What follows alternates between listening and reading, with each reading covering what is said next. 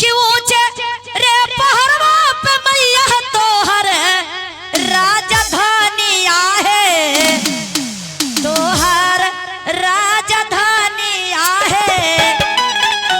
किया है मैया कैसे चाही भैया। जब माता के दरबार में सब बैठे हुए हैं, माता के जगराता में जागरण में कौन कौन भैया आए हैं खुशी से? भाभी से झगड़ा करके नहीं ना आए हैं, भाभी से तो जरा ताली बजाइए, खड़ा होइए, खड़ा होइए और दिखाइए, खड़ा होइए, झूमिए, आइए आइए। क्या बात है हमारे भैया। और आप लोग भैया खड़ी नहीं होइएगा, गोड़ा हाथ में दर्द है क्या? बतलाइए, ठंडी लग रही है क्या? अजीब भैया का साली देखा, हम कह रहे हैं ना कि आप लोग बैठिएगा नहीं, ठीक ना? माई के दरबार में चले कि ना बा?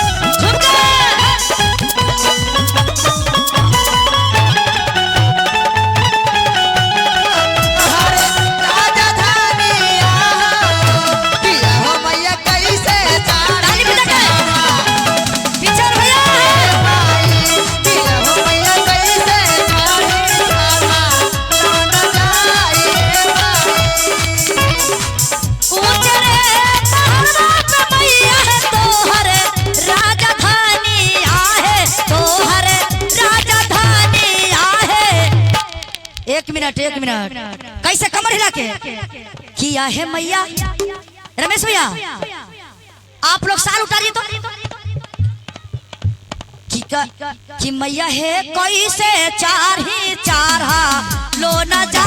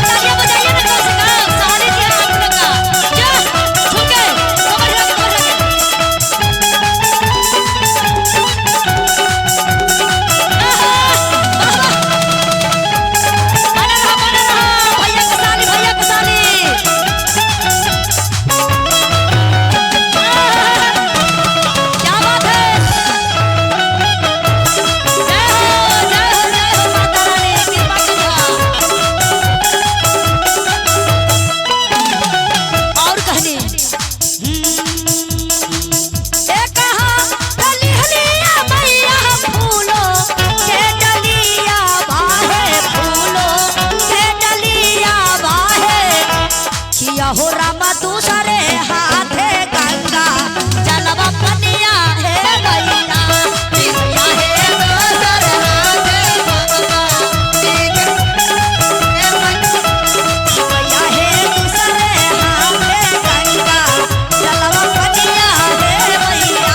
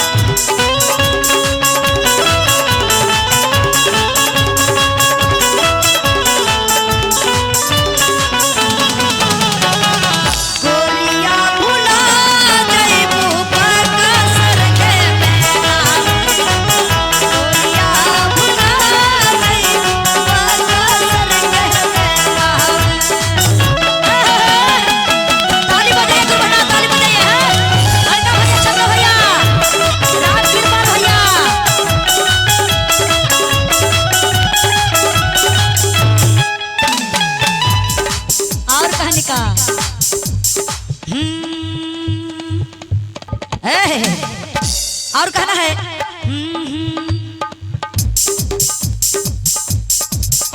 भैया भैया मुन्ना भैया इधर ध्यान दे। एक